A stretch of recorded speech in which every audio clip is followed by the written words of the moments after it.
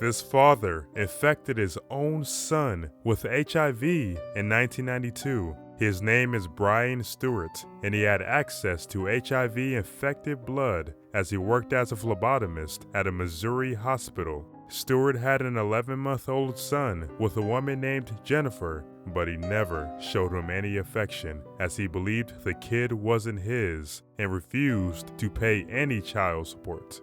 However, he unexpectedly showed up to the hospital when his son, whose name is Brian Jr., was having issues with asthma. Stewart came with his lab coat, which contained vials of HIV-infected blood, and when Jennifer left the room to get some food, he injected Jr. with the virus. Jr. was screaming in pain and had difficulty breathing, but nurses had no idea what was wrong with him.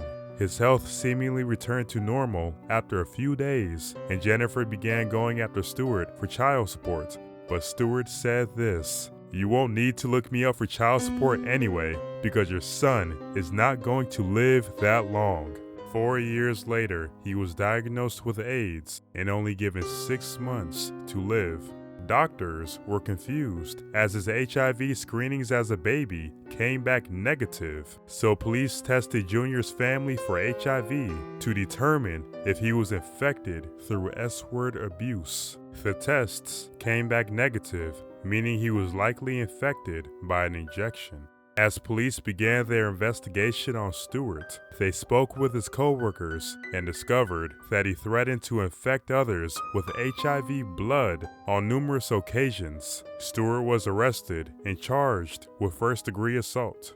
During his trial, it was revealed that Stewart stole vials of blood from his work on multiple occasions and stored them in his freezer. Prosecutors argued his motive to kill his son was to avoid paying child support. His defense argued that there was no actual proof that Stewart infected his son with HIV, but he was eventually found guilty and given life in prison in 1999. As for Brian Jr., he changed his name to Brian Jackson after surviving his initial diagnosis. He now works today as a motivational speaker to educate people on HIV and AIDS. Follow me for more true crime stories, and it's crazy how